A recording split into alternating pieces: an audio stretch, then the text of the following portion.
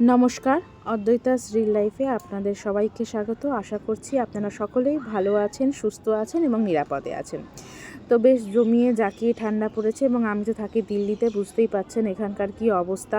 সব সময় কাঁপছি, মনে হচ্ছে যেন দিল্লিতে নয় সিমলাতে রয়েছি। কুলু মানালি এফেক্ট দেখা দিয়েছে এখানে। তো বিকালবেলার পর থেকে না, বিশ্বাস করুন, একটুও নড়াচড়া করতে ইচ্ছে করে না এবং মনে হয় সর্বক্ষণ এক জায়গায় বসে থাকি একটা গায়ে লেপ চড়িয়ে। তো কালকে রাত্রিবেলাও কিছুই রান্না করতে ইচ্ছে করছিল না, মানে যত চটজলদি কাজ সারা যায় সেই ধান্দাতে ভাবলাম কিছু সেরকমই বানাই। তো আমার হাজব্যান্ড কালকে একটু ফ্রেশ চিকেন নিয়ে এসেছিলো, তাই জন্য বানিয়ে ফেলেছিলাম এগ চিকেন চাউমিন।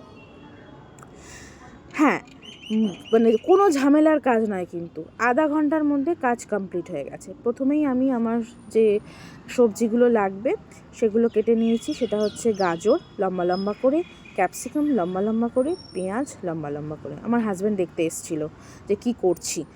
তো তারপরে চিকেনের থেকে আমি 3টে সলিড পিস তুলে নিয়ে ভালো করে ধুয়ে নিয়ে, অবশ্যই ভালো করে তো ধুতে হবেই, ভালো করে ধুয়ে নিয়ে সেটাকে কুচি কুচি করে কেটে নিয়েছিলাম। এই হচ্ছে ইনগ্রেডিয়েন্টস।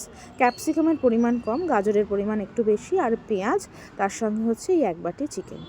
এরপর আমি গ্যাসে জল গরম করতে দিয়ে তার মধ্যে সামান্য হাফ চামচ নুন দিয়ে, এই যে প্যাকেটের চাউমিনটা দেখছেন, এটা তো সব জায়গাতেই পাওয়া যায়, এই চাউমিনটা ইউজ করেই আমি কালকে এটা বানিয়েছিলাম। 3 প্যাকেট চাউমিন আমি ইউজ করেছিলাম এবং আমি কিন্তু ব্যাপারটাকে ফুটতে দিইনি, মানে গরম জলের মধ্যে একটু নাড়াচাড়া করেই মোটামুটি চাউমিনটা সিদ্ধ হয়ে গেছে, কারণ এই চাউমিনটা খুব তাড়াতাড়ি গলে যায়। তো তার মোটামুটি আমি সেই গলা চাউমিন তো কারোরই খেতে ভালো লাগবে না, সেই জন্য সেই চেষ্টাটাই করেছি। এবং তারপর ভালো করে গরম জল ছেঁকে নিয়ে একটু ঠান্ডা জলেও আমি আর কি ঠান্ডা জলের ফ্লোতেও দিয়েছিলাম, তারপর সাদা তেল মাখিয়ে রেখে দিয়েছিলাম যাতে ওটা গায়ে না লেগে যায়। এবার 2টো ডিমকে আমি সামান্য নুন দিয়ে ফেটিয়ে সাদা তেলের মধ্যে ভেজে নিয়েছি, মানে যেটাকে ডিমের ভুর্জি বলে, আর আমি বলি ডিমের ঝুরি ভাজা। এটা তো করতে সবাই পারে, আলাদা করে কিছু বলার নেই। ডিমের ঝুরি ভাজাটা একটু কড়া করে করেছিলাম যাতে ডিমের আঁশটানি গন্ধটা না থাকে। তারপরে সেটাকে আলাদা করে তুলে রেখে দিয়েছিলাম। এবার সেই একই কড়াইতে তেল দিয়ে, আমি প্রথমেই বলে রাখি আমি সাদা তেল বলতে রাইস ব্র্যান অয়েল ইউজ করি। রাইস ব্র্যান অয়েলের মধ্যে যে গাজর আর ক্যাপসিকামগুলো লম্বা লম্বা করে কেটে রেখেছিলাম সেগুলো অ্যাড করেছিলাম।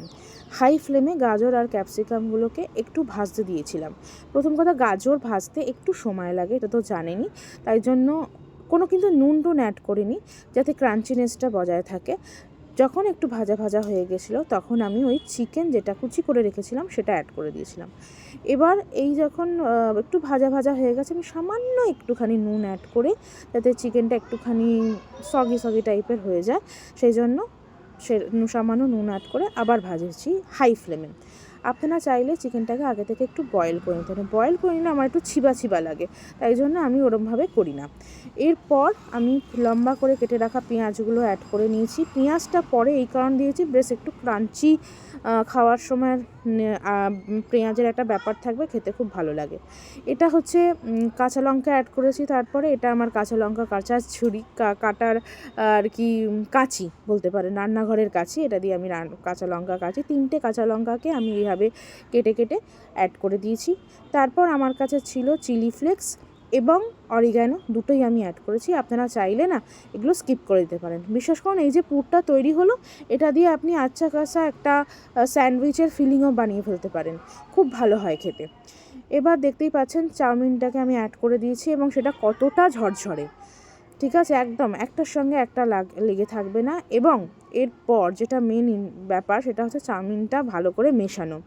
চাউমিন মেশানোর ওপর খুব নির্ভর করে চাউমিন কতটা ঝরঝরে থাকবে, তাই জন্য বেশ হালকা হাতে নেড়েচেড়ে ওপর থেকে নিচে শুধু, আর কোনো রকম মুভমেন্ট হবে না, সেরকমভাবে আমি মিশিয়ে নিয়েছি সব কিছুর সাথে। তারপর একটু গোলমরিচ অ্যাড করেছি। হ্যাঁ, আমরা খুব ঝাল খেতে ভালোবাসি, তাই গোলমরিচ, চিলি ফ্লেক্স, তার সাথে আবার কাঁচা লঙ্কা সবই অ্যাড করে দিয়েছি। এবং এটা শুধুমাত্র আমার আর আমার হাজব্যান্ডের জন্য, ঠিক আছে। এবার ভালো করে জিনিসগুলোকে মিক্স করে নিয়ে, দেখতেই পাচ্ছেন, এবার আমি অ্যাড করে দেবো হচ্ছে ডিমের ঝুরি ভাজাটা, যেটা আমি কিছুক্ষণ আগে বানিয়ে রেখেছিলাম। ডিমের ঝুরি ভাজাটাকে আমি এর মধ্যে অ্যাড করে দিয়েছি এবং ভালো করে এই চাউমিনটার মধ্যে মিক্স করে নিয়েছি। দেখতেই পাচ্ছেন আমি শুধু ওপর নিচে করেছি, ব্যাস। হাই ফ্লেমে জাস্ট মানে নিচের চাউমিনটাকে ওপরে নিয়েছি, এইভাবে জিনিসটাকে মিক্স করে নিয়েছি। এবার সামান্য একটু নুন অ্যাড করেছি। নুন অ্যাড করার ব্যাপারে একটুখানি সংযত থাকতে হবে, কারণ যারা সোয়া সস ইউজ করেন, যেমন আমি খুব সামান্য সোয়া সস ইউজ করেছি, কারণ আমার সোয়া সস খাওয়া বারণ, তাও ফ্লেভারের জন্য আমি ইউজ করেছি, এবং সোয়া সসে যেহেতু নুন থাকে সেই জন্য একটু বুঝে শুনেই নুনটা অ্যাড করতে হবে। এরপর আমি অ্যাড করেছি Maggi hot and sweet chili sauce নাকি এরকম যেটা আছে সেইটা, আর সামান্য দেখতেই পাচ্ছেন একদম নামমাত্র সোয়া সস ইউজ করেছি জাস্ট ফর দ্য ফ্লেভার। এবার ভালো করে আমি সেটা মিক্স করে নিয়েছি। ঠিক আছে, ক্যামেরার পজিশনটাই আমি সবসময় ভুলভাল রাখি, যে হাতটা চলে আসে ধরবার জন্য। এটা হচ্ছে ফাইনাল লুক, দেখতেই পাচ্ছেন প্রত্যেকটা চাউমিন একটার সঙ্গে একটা লেগে নেই, এবং কালারটাও দেখতে পাচ্ছেন খুবই সুন্দর হয়েছিল। এবং আমার হাজব্যান্ড বলছিল যে বাইরে থেকে আর চাউমিন খাওয়ার দরকার নেই, যদিও দিল্লিতে না স্ট্রিট স্টাইল চাউমিন আমরা একদম খাই না, একদম কালো সোয়া সস পূর্ণ, ভীষণ বিচ্ছিরি লাগে, আমার একদম ভালো লাগে না। তো এই হচ্ছে আমার চাউমিনের ফাইনাল লুক। আপনারা একবার বাড়িতে অবশ্যই আমি যেভাবে বললাম সেইভাবে একবার ট্রাই করে দেখবেন। বিশ্বাস করুন, বাইরে থেকে আনার কোনো কিনে খাওয়ার কোনো দরকার নেই। চরম খেতে হয়েছিল, একদম খুব ভালো। তো কেমন লাগলো জানাবেন কমেন্টে।